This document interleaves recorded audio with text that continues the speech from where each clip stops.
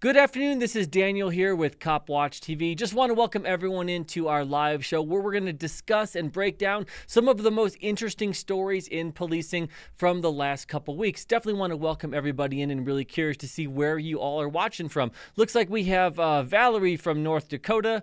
We have Tinny Blas from Nevada, Sergeant George from California. It's good to see everyone. Looks like Sergeant George is planning to move to Florida. That's fantastic. And Lori's from Texas. All right, it's good to see everyone. If you haven't already, please make sure you go ahead and subscribe to the channel and make sure you go ahead and send it to your friends and relatives just so we can get more people in on these live shows. One of the best things about this is not just going through the news and really talking about interesting cases, but really going back and forth with the audience, because there are definitely cases and times where people have a different opinion than me. And one of the things I like to do is I'm really interested to see what our audience thinks about these cases. And if you want to go ahead and follow me, you can go ahead and follow me just about everywhere over at Police Law News. All right, so we're going to get right into it. So this is a case that I was going to cover last week, but I just didn't get to it. And there was a little more to it, so I really wanted to give it the full attention that this case deserves. So this happened in Circleville, Ohio back on July 4th. And what happened was there was Ohio State Police were conducting a traffic stop on a semi-truck. Now,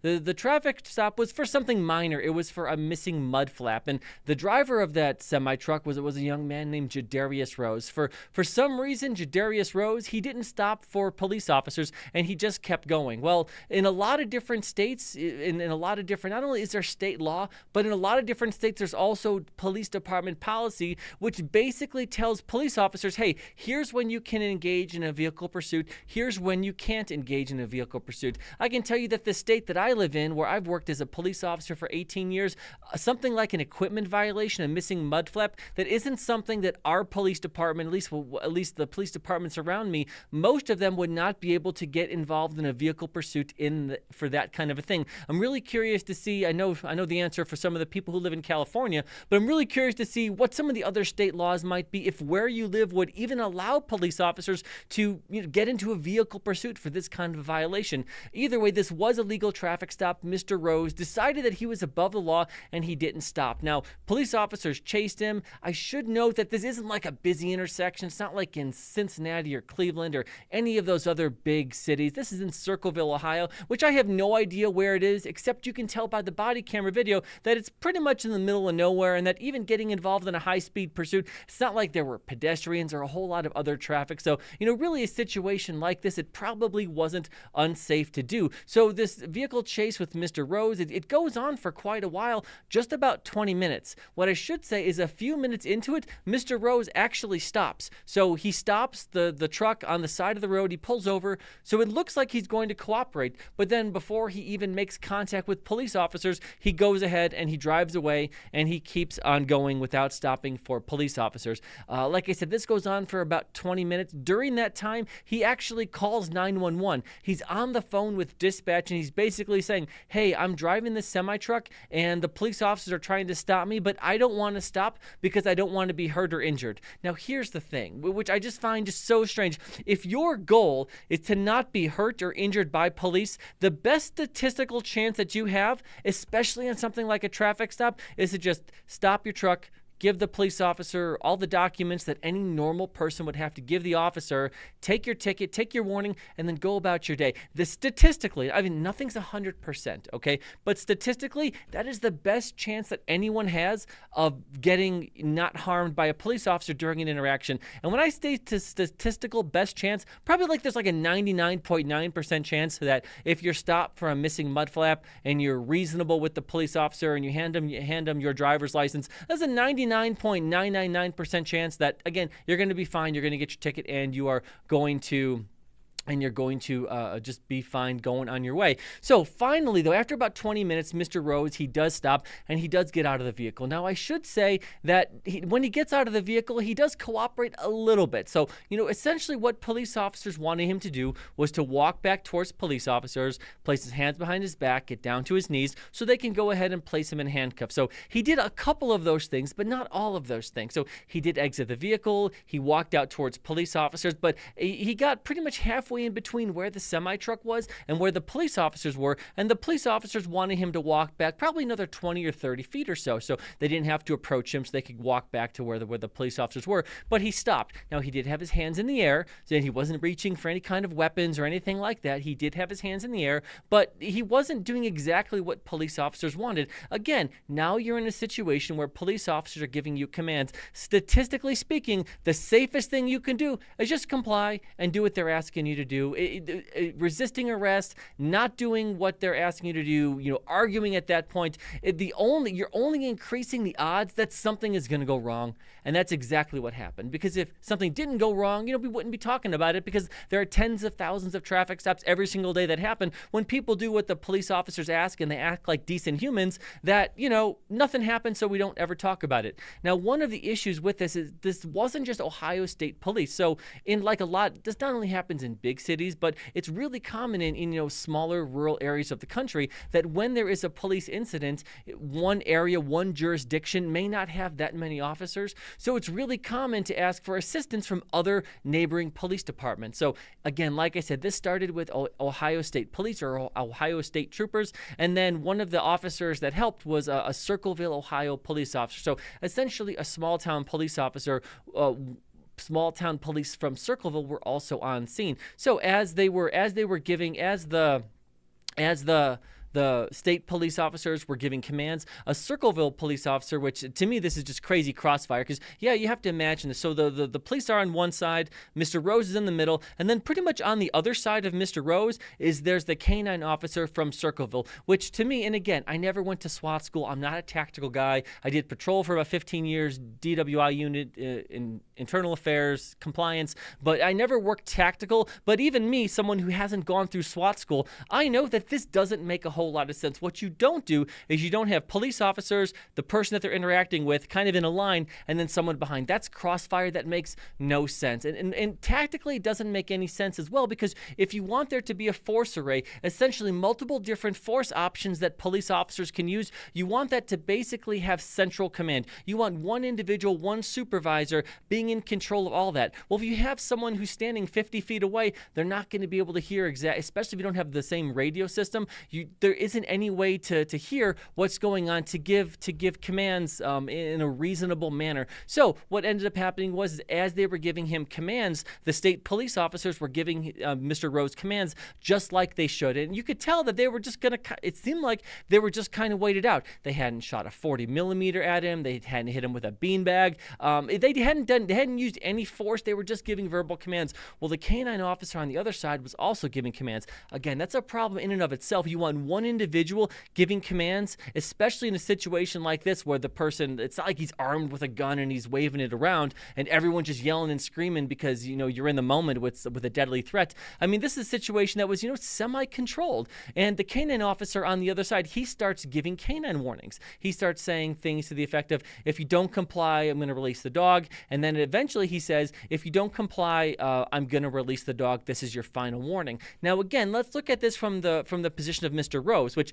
Mr. Rose made all kinds of mistakes and essentially caused this entire thing to happen up to this point. But if you look at it from the position of Mr. Rose, he's not cooperating, but he really has two different sets of instructions. He has a canine officer talking to him from one side and state police officers talking to him from the other side. So if you have a situation like this, that's not how we want police officers to manage situations. So what ends up happening is the canine officer eventually starts to approach Mr. Rose, and as he's doing it, captured on body camera video from the Ohio State Police, an officer is saying, "Don't release the dog, don't release the dog, don't release the dog." Now, what ends up happening is he fixes the cable, all right? So he ends up releasing the dog. Mr. Rose gets just bit to shit by this land shark, because that's what happens when people get bit by canines. Eventually they get the dog off him. He has injuries, but there's no way that level of force was a reasonable level of force. It doesn't make a whole lot of sense. So I mean, basically, a canine dog is like a hair missile. I mean, these things are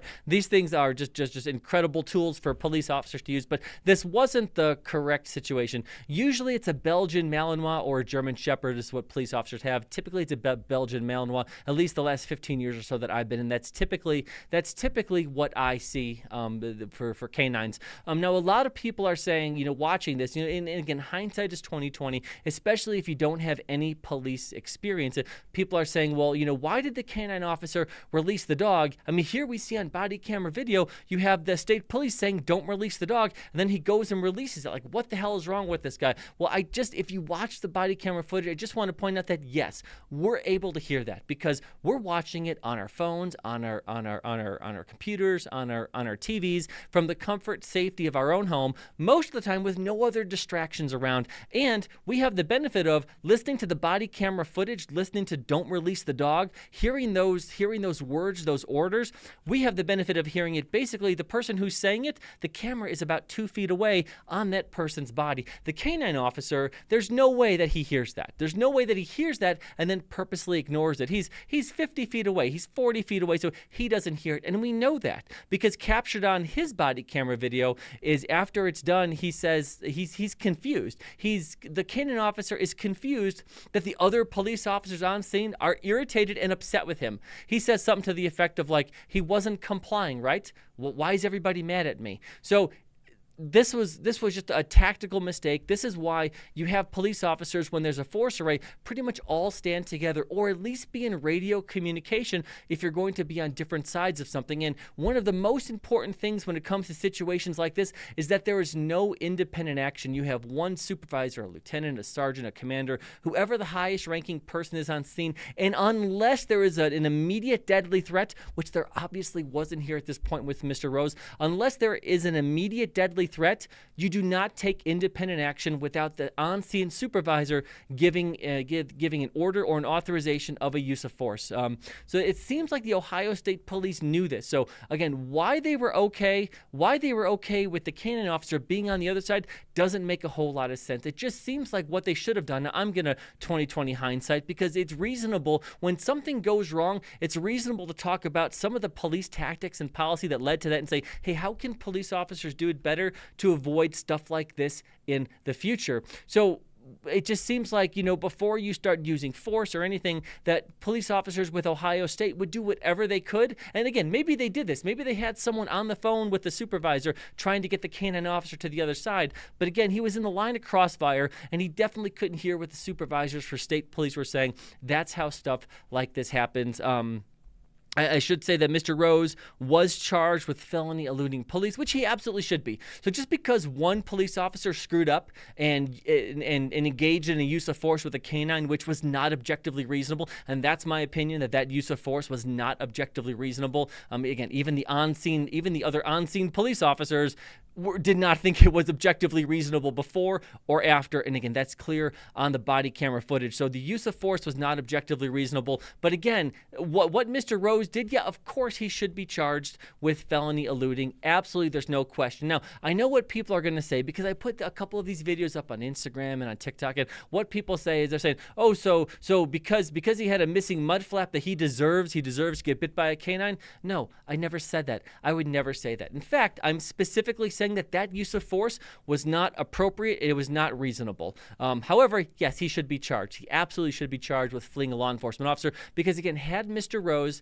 stopped his truck and given the documents to the police officer, just like he's required to do on a lawful traffic stop, he would have gotten his ticket, or he would have gotten his verbal warning. He would have been on his way. But instead of that, because he didn't cooperate, he is going to be Ohio's newest millionaire. All right, let's see what kind of questions we have from people. Sergeant George says the scream from Mr. Rose was terrifying. I mean, it was obvious that Ohio troopers tried to warn the Circleville officer to not release the canine, but the Circle officer did it out of spite. Yeah, Sergeant Sergeant George, I'm not sure why the Circleville officer did it. Like I said, you can see on one of the body camera videos that he thought he was doing the right thing because, like right after, he looks confused. He says, well, the guy wasn't complying, right? Why are they all mad at me? Why is everybody upset? So he's asking these questions out loud, and he looks confused. I should also say, before I get to a couple more comments, that the Circleville officer, he was fired from the police department after this happened. Let's see. Wyden Allard says, if that dog attacked you, then it would be a different rationale. I'm not sure who you're referring to, Wyden, because I'm saying that the use of force from the dog was not reasonable. It was not within policy, and the cop shouldn't have done it. So I'm not sure who that comment's directed to, but okay. Alabama says, I heard an officer say, if you don't comply, we can't guarantee your safety. Yeah, Alabama, police officer. Yeah, I'd have to go back and look at that. Normally what they say, Alabama man, I can't guarantee it here because obviously the police made mistakes. Typically what police officers say in a situation like this, what the training is they say something to the effect of, if you comply, we can guarantee your safety. So usually they don't add in negatives on that. Usually they say, if you do this, we can guarantee your safety. Again, I'd have to go back and look, but that's typically what the training is. And that's a good thing to say. Not only is it a good thing to say, but police officers also have to follow through with that, which obviously mistakes happen, but if you say it, they should follow through with it. And again, no matter what crime someone committed, if someone is cooperating during the arrest, police officers should not utilize force. I think we all agree there. Rich says, that's pretty good for a guy with, okay, something about viewers. Let's see. A question for you. Why do some flags, especially in courtrooms, have gold fringes on the edge? Rotten Apple News. That's a good question. I don't know. I would have to look that up. I'm not a flag expert. I'll be 100% honest. Levi says, I also believe no special treatment for other cops, doctors, judges, attorneys. If there's probable cause, they should be treated the same as anyone. Agree 100%. And Levi says, oh, okay, golden fringes to homage the Queen of England. I'm not sure about that, but okay. Let's see. Officer Blue Gun. Hey, how's it going, man? Officer Blue Gun says, passive compliance does not equal sending a dog. Bad training. Agree with you 100%, Officer Blue Gun. Thank you so much. Normally, Officer Blue Gun and I see these cases just about the same way because Officer Blue Gun's a real smart guy. You should go follow his channel. Rotten Apple News says, Levi Nolan only in part. Okay, talking about the golden fringes. Let's see. Levi says, if not violent felony, I would not pursue to endanger the public. Levi, that's a really interesting point. And, I'm going to go ahead and agree with you, and I get shit. So one of the things that I like to do is sometimes I'll say something and I'll get shit from both sides, so that's kind of how I know that I'm kind of on the right track when people who are always pro-police get mad at me and people who are always anti-police when they get mad at me as well. When I kind of be that calm little center in the middle, I know that I'm probably doing the right thing, and I agree with you that on Levi. I don't like vehicle pursuits for a lot of reasons because it is just increasingly dangerous, not just for the offenders, but for the public, for police officers. I'm not crazy about vehicle pursuits, especially with a lot of the technology we have. And again, I know that not every department has this, but a lot of police departments do have drones, they have helicopters. But the thing is something like this, an equipment violation, a mud flap, you could say, well, Circleville, Ohio, they don't have a helicopter. They can't go ahead and deploy that. Well, you know what? For something like a mud flap, as taxpayers, should we really be using those resources for that kind of stuff anyways? A 20-minute chase involving how many cops and supervisors and dispatchers and resources and having rescue on standby, all of that for a missing mud flap for something that's dangerous? I mean, to me, that just doesn't make a whole lot of sense. I'm not crazy about vehicle chases, especially if it's something like a commercial motor vehicle where you have a license plate. So it should be one of those things. And please, again, I was never certified to be a commercial motor vehicle inspector, obviously, or anything like that. But, in my experience, please correct me if I'm wrong. If anyone knows this, please correct me if I'm wrong. But if you have a license plate on a commercial motor vehicle, running that license plate, it should give you the name of that company. When I've run, and like I said, I didn't do a whole lot with trucks, but in working on the street for 15 years, yeah, I have run license plates and I have stopped trucks before. So when you do that, it does come up with the owner of that company. It just should be a pretty easy thing to run the license plate, it should be one of those things where you could just run the license plate, get the name of the company, do a Google search, call the company and say, hey, I tried to do a traffic stop here. Who was the driver? He didn't stop. Hey, company, we'll even send you all the body camera footage. He'll get in trouble at work, and they'll probably give you the personal information of the driver so you can go ahead and issue a criminal summons. He can still face the charges without face the charges without having to do any kind of a chase. That's the kind of stuff that I prefer. But yeah, Officer Blue Gun. But Daniel, why would someone run for just a mud flap? Most of the time, there was much more serious reasons.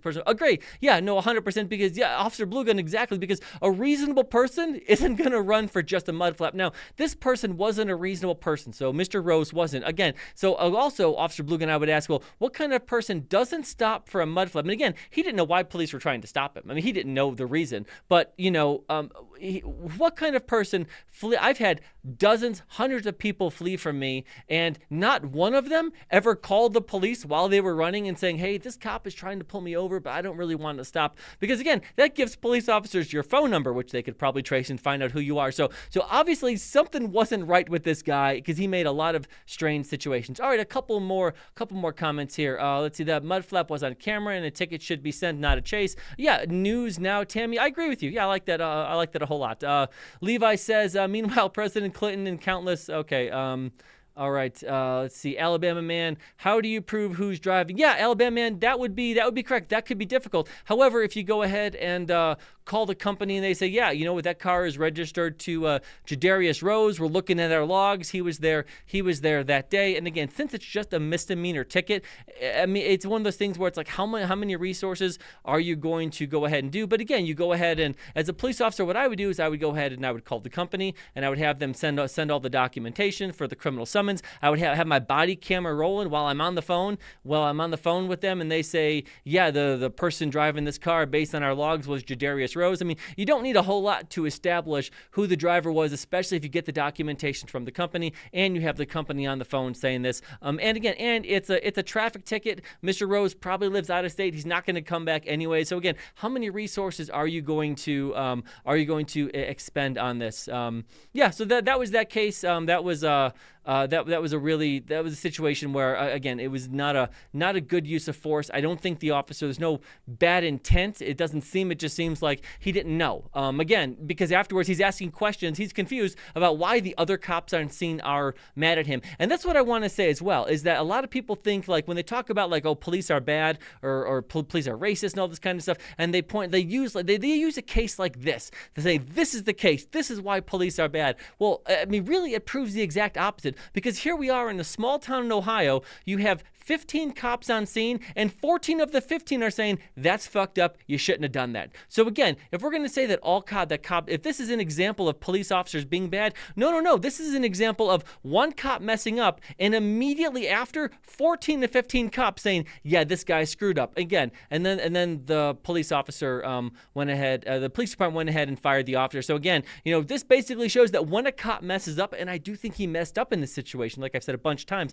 when a police officer messes up, this is typically what happens. He gets fired, and the guy is probably going to get a lawsuit and become Ohio's newest millionaire. All right, let's see if we let's see the next case here. So this was a case that was really interesting, and I actually covered this before I knew whether or not the individuals were going to be charged. I covered this on TikTok and Instagram, and this is the case that happened in Stockton, California, with 7-Eleven clerks. And let me tell you, this video is just an unbelievable video. It was shot by a cell phone camera. It's an absolute great video. So what happened in this case is there were a couple clerks who work at 7-Eleven, and while they were working at 7-Eleven, a 41-year-old individual named Tyrone Frazier came in, and what Mr. Frazier started to do is he basically, just with this level of arrogance and entitlement, he went behind the counter, and he had an empty trash can, and he basically started knocking stuff off the shelf, just random things off the shelf into the trash can, and because he was going to shoplift and steal those items.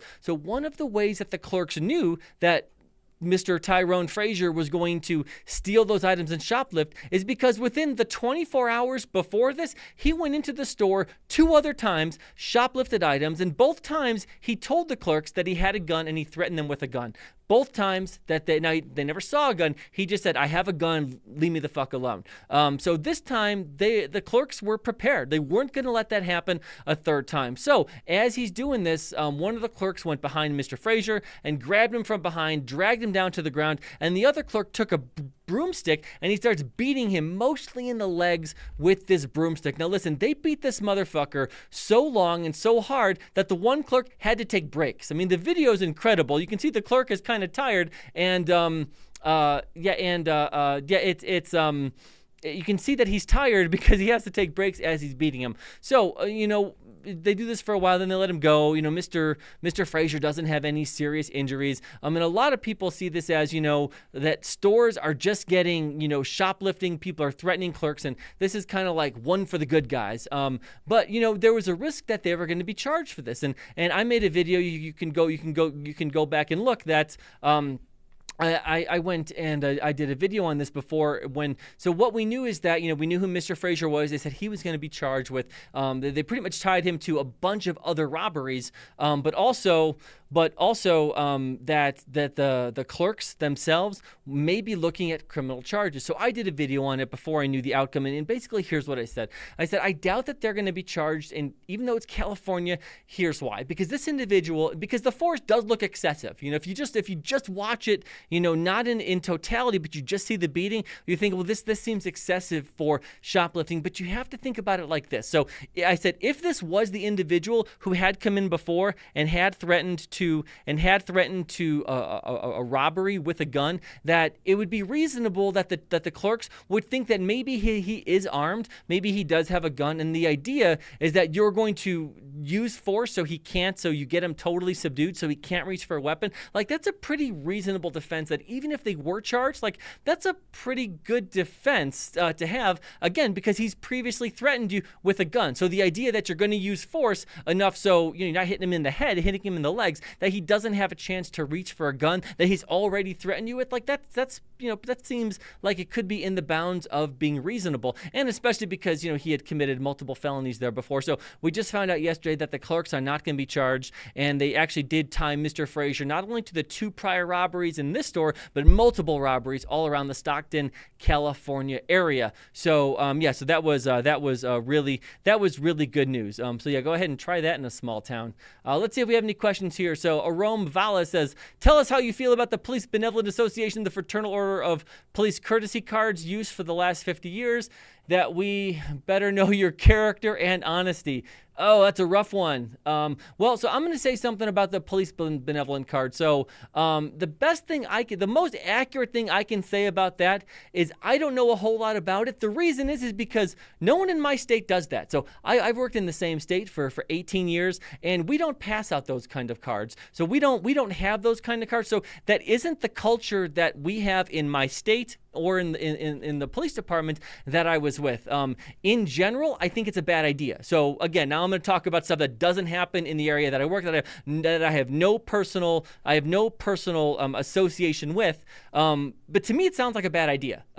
It sounds like a bad idea. So Officer Blue Gun said, what the heck are these cards? So thank you, Officer Blue Gun. So I don't think that's a thing in every state. It's not common knowledge to a lot of police officers. My understanding is maybe this is a thing that is like further out east, maybe. But again, I don't know. I never worked or lived out east. It appears that maybe Ohio is a place that has them. But again, I don't have any experience with it. Best thing I can answer your question is, like, it sounds like a bad idea.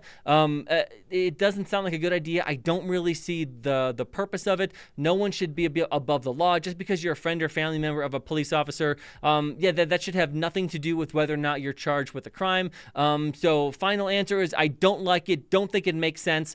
If anyone disagrees, I would really like to hear the opposite side of that. I would really be interested to see if anyone else has something to say that's basically the opposite of the opinion. I want to see what that argument is, because again, it's not part of my culture and it just doesn't make sense. I think it's a bad idea. That's my answer.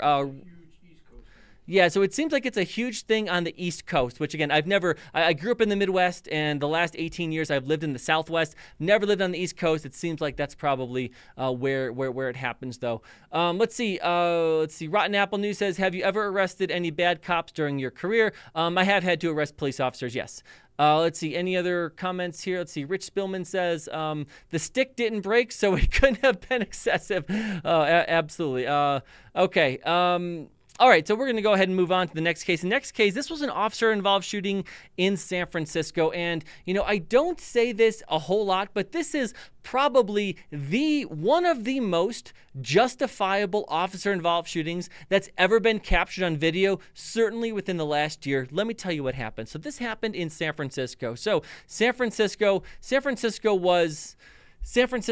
police officers, the narcotics team, they had someone who had an outstanding and active warrant. So they weren't in full uniform, but they had on vests that said police. Also, you can watch all the body camera footage. I've seen all the body camera footage. There is no anyone, not the individual being arrested, not friends and family, and not Mr. Bluford, who was shot and killed by police officers, who ever questioned whether or not they were police. So, and I did a video on this on Instagram and TikTok, and a lot of people were saying well, how did they even know that they were police officers? Well, they did, because again, you can watch the body camera footage, and at no point did anyone question whether they were cops or not. Again, because when you live in a not great area, and you know what the police officers look like, and they all had vests and jackets on that said police. So again, no one was confused. So I just want to say that right off the bat. So these undercover police officers, they were marked up for this. They did contact someone who had an outstanding warrant. They placed him in handcuffs, and this person was resisting arrest. So it wasn't like a knockdown, drag out fight. The individual let police officers put him in handcuffs, but he didn't want to walk to the police car. He was kind of struggling. Well, it was at that point that a whole bunch of other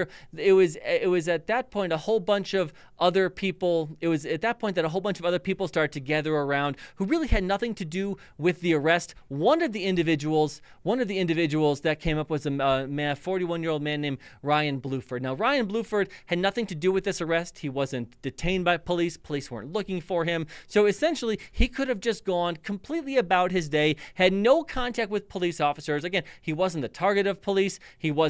No officers were looking for him.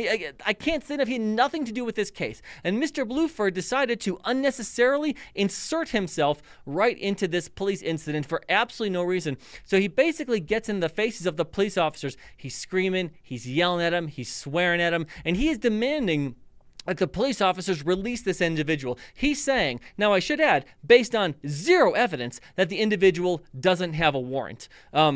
Again, he's factually wrong, because the person did have an active and outstanding warrant. But Mr. Bluford is screaming and yelling at police officers. You can watch on the body camera footage that he isn't like standing 10 or 20 feet away. He gets right in the face of a police officer within like 2 feet of the police officer, screaming that they have to release him. He's also threatening police officers. He's threatening to kill police officers during this time as well. Now, the thing about being a police officer, especially in a town like San Francisco or any big city, is police officers are accustomed to dumb people saying really dumb things. And most of the time, police officers don't react to it because it's just so normal. Now, if you have a regular job that isn't a police officer, if you're a realtor or if you're an accountant, maybe you aren't used to, people screaming in your face and saying just stupid shit. Cops are used to that, and especially in a place like San Francisco. So they don't do anything, which is good, because I'm a huge First Amendment guy. So if someone wants to yell and scream at police officers, again, I could think this guy's a fucking idiot, and he is an idiot, but he should be allowed to say it. I don't like when police officers, when they hear something that they don't like, they try to detain people or restrict speech. That's the kind of thing where 100 times out of 100, I'm going to come on this channel and I'm going to say police officers had guessed. The person was saying something stupid, but being stupid is not against the law. As long as you are not interfering with an investigation, which he wasn't, because this guy was still under arrest.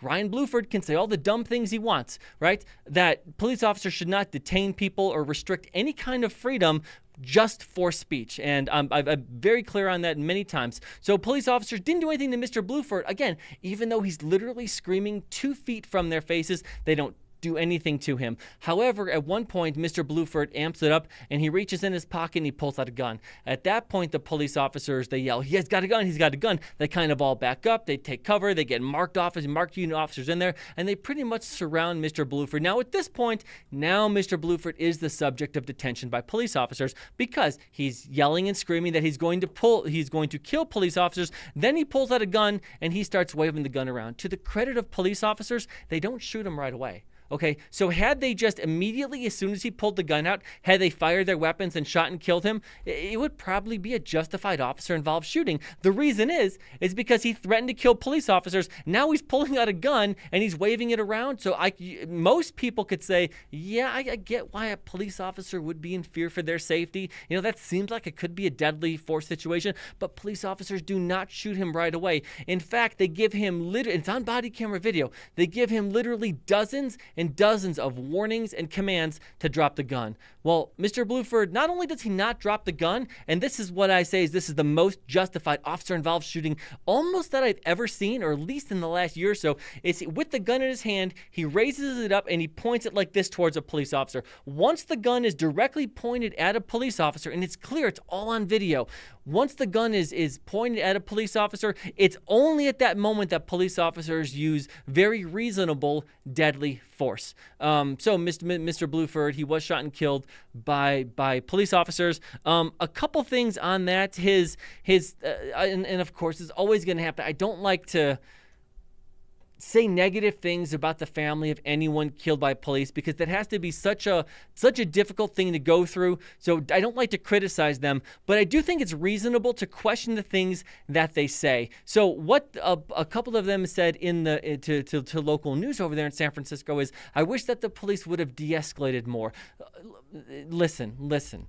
When a gun is pointed at you, when a gun is pointed directly at you, the time for de-escalation has passed. You have no other seconds left to your life. That's it. You have to act, whether you're a regular person, a citizen, a regular citizen, or you're a police officer. When there is a gun pointed at you, you don't have any other option. Again, the time for de-escalation has passed. But that was a question that the family had. And you know what? They should be asking questions. And the police department, at some point, when they're allowed to, they should get some answers. I absolutely agree with it. Now, I have a couple questions. Some of my questions are that Ryan Bluford, back in 2006, he was convicted of rape. It was a gang rape where the victim was a 16-year-old girl. He did a decade in prison. All right, he gets out in 2022, so about a year ago. In 2022, he was arrested for domestic violence and sexual assault. Why was he out of prison?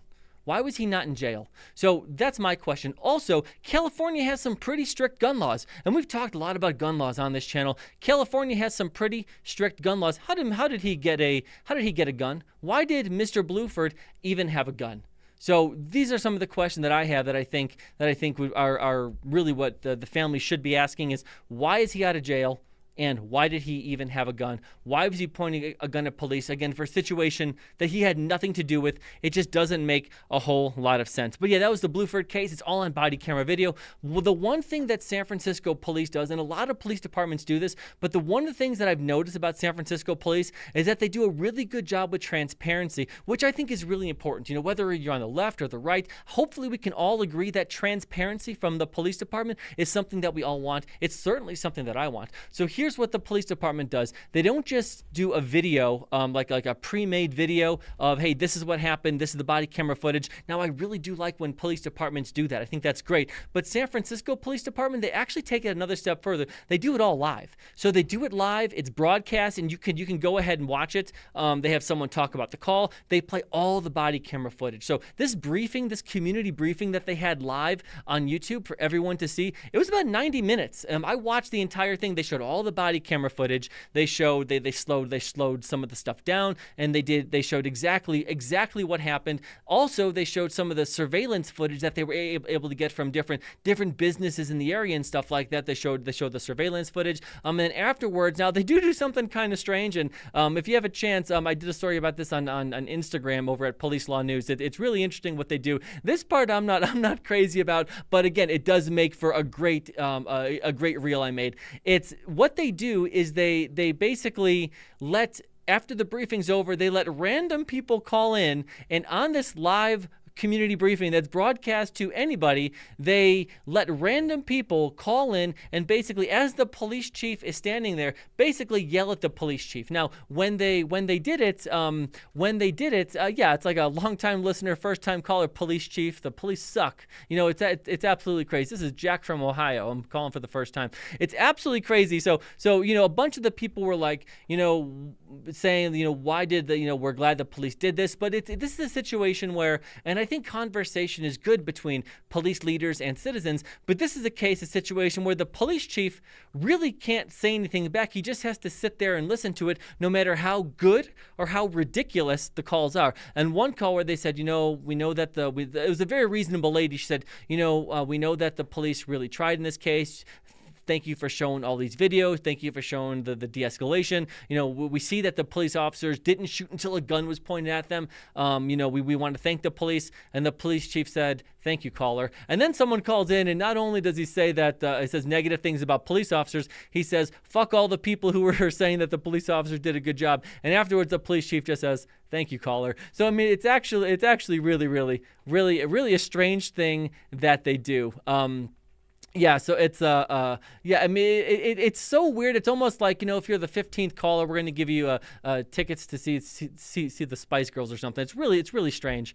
All right, okay. So last case that I want to talk about, and this is one that I've covered a lot, and the entire country has covered a lot, but it's kind of wrapped up. I think this is the last outstanding piece of this really important case. This is a really important piece to this case. Well, hey, let me answer one question really quick. I think therefore I am says, how do you feel about the discrepancy between the 60 police that were murdered by citizens last year and the 1,000 citizens that were murdered by LEOs? Why is the number so one-sided? I think therefore I am. Really good question, and I'm going to go ahead and answer it. First of all, you use the word murder. So murder means that there's a crime. The 1,000 people who were killed by police officers, the vast majority of them were threatening police officers. So you can go ahead and actually look at all the different officer-involved shootings that happened and see exactly why people were shot. Very few of them were murdered, which means it was a crime. What I would say is here's how I think that people should look at this. I think therefore I am. So you basically have 250 million citizen contacts between police officers and citizens. 250 million every single year. You have approximately 1,000 deadly shootings. So what that means is 99.9999999% of the time, there isn't an officer-involved shooting where someone dies. And then if we dig deep into those cases, which we absolutely do here on this show, most of them are like the case that I just did now, where someone is pointing a gun at a police officer and they go ahead and the police officers kill the individual. So again, it's unbelievably extremely rare that police officers use unreasonable, unlawful, deadly force. Now, as I said before, if a police officer does use unreasonable, unlawful, deadly force, they of course should be charged with a crime. We don't want police officers to commit crimes. Now what I also want to say is to put that into a little bit more of a context. So Albuquerque, New Mexico has about 1.3 million calls for service a year. Police have many different interactions with people, and Albuquerque police, maybe has maybe sometimes 5, sometimes 15, but never more than 20. So out of officer-involved shootings a year, and again, most of those aren't fatal. So if you think about that, it's 5 out of or 6 or 7 out of 1.3 million. It's unbelievably rare, and that's a good thing. One of the goals of this, one of the reasons why I do this show, is because I'd like to talk about cases, but yes, I also like to think about how can police officers do things, how can citizens do things, so there is less violence between police and citizens. That's what we want. So one of the things that I think therefore I am, one of the things that I always say is that if you look at these cases, look at these data, like they're not random. Police aren't driving around shooting randomly out of their car. That's not how it happens. Usually an officer-involved shooting, it's a pretty predictable thing. Normally what happens is someone commits a felony, then police officers contact them and they run, fight, or resist arrest, or they attack police officers. So if you do those things, commit a felony, and then fight with police, your chances of being killed by a police officer go up exponentially. Now take the group of people who never commit a felony, and then again, even those who commit a felony but don't resist arrest or attack cops, the chances that they're ever going to be harmed by a police officer is unbelievably low, and that is what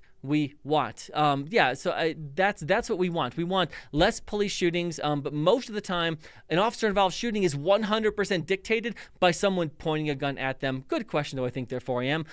So anyway, I started blasting. It's the last case I want to talk about is the George Floyd case, because the fourth police officer, Officer Tutau, who never had any physical contact with Mr. Floyd, he was sentenced a couple days ago. Let me tell you about his sentence. So just so everyone knows about the George Floyd case, again, it's something a case everybody should talk about. Derek Chauvin was the officer who was on George Floyd's neck or his shoulder area. He's sentenced to somewhere around 22 years in prison. Officer King was on George Floyd's back, kind of like in the middle of George Floyd, on his back. He's doing about 5 years in prison. Officer Lane was on George Floyd's feet. I think he's doing about 3 years in prison or so. And Officer Tutau was doing crowd control. When George Floyd threw himself out of the police car and onto the ground, and police officers were holding him there while rescue was on the way, and he was having a medical episode because of all the fentanyl he took. While that was happening, Officer Tutau was basically trying to hold back an angry crowd. Now, based on what Derek Chauvin was doing, should the crowd have been angry? Yeah, I'm going to go ahead and say yes. I think the crowd had a reason to be angry. I'm not mad at the crowd. But what I will say is that Tutau, basically, his job was to keep the crowd away. That was his job. Because think about it. What would happen if 1, 2, 3, or 12 of those people started to rush police officers? Do you think that would be safer or less safe for all the individuals on scene? If you're a police officer trying to control a 6'4", 260-pound guy who's out of his mind and out of control,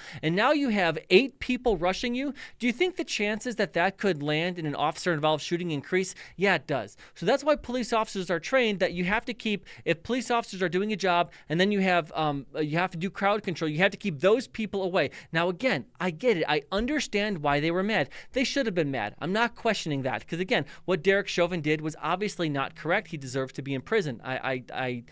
I don't think he meant to do it, but of course he used unnecessary and probably excessive force, all right? But it's reasonable for Tutau to try to keep those two parties separated. It would only be less safe for George Floyd, again, if 10 people started rushing police officers. Like, what would you do as a police officer if there's 3 or 4 of you there and 10 to 12 people start rushing at you and attacking you? Are you going to use deadly force because you're outnumbered? Yeah, that's possible. So the idea of Tutau, and then again, the training that he had to try to separate those two parties, that's not an unreasonable thing. Yes, do I wish that Tutau would have said something more to Derek Chauvin? I mean, of course, absolutely, because this isn't the result that we want. But again, Tutau, all he was doing crowd control. He was just sentenced to, I think, 4 years and 9 months in prison. I mean, to me, that's absolutely insane. He should not be sentenced to 4 years and 9 months in prison for doing crowd control, which was literally what he was trained to do. It's absolutely what he was supposed to do. He's going to do 4 years and 9 months. So think about it this way. He got more time in prison than 2 of the officers who were actually touching George Floyd. So if you look at it in that context, to me, it's absolutely insane. So I finished law school in 2019 in the Minnesota area, and so I had a lot of contacts with people who lived in the Twin City area. And I remember when this happened, I was saying that I could see Derek Chauvin getting charged. I get it. The 2 officers who were on the back and the legs, yeah, I think they might be charged with something. But I remember arguing with people, some of my law school friends, and saying that there's absolutely no way that Officer Tutau, who is doing crowd control, is going to be charged with a crime. That would be absolutely crazy. Like, he's supposed to keep the crowd away. The cops behind him who are actually dealing with George Floyd, no matter what they were doing, Tutau had to keep the crowd away. I was wrong. So all my law school friends who debated with me back in 2020 about this, you were 100% right, and I was completely wrong on that one. All right, well, that's going to be our. Let's see. You know what? Let's see. We don't have any other comments. Okay, don't have any other comments. So yeah, that's going to be the show for today. Just like always, if you have any other cases that you think are interesting or that you want us to cover, definitely put it in the chat. So this chat, I actually do follow this chat throughout the week, and I see if there are any other questions or comments, or if there are any if there are any other interesting cases that you want during the week. Also, what we're going to start doing is we're going to start doing more shorts on this channel. So if you see a short from us, definitely put a comment on there and like it, because one of the things I think we're going to start doing is we'll probably put shorts up of different cases, and maybe whichever case gets more likes or views, that's the one that we're going to go ahead and do for the week. So again, if you haven't already, please go ahead and subscribe to Cop Watch TV. Make sure you share it with your friends and family. Comment throughout the week. And again, my name is Daniel. Daniel. You can go ahead and follow me over at Police Law News just about everywhere. And I hope that everyone has a great and safe weekend. Thank you.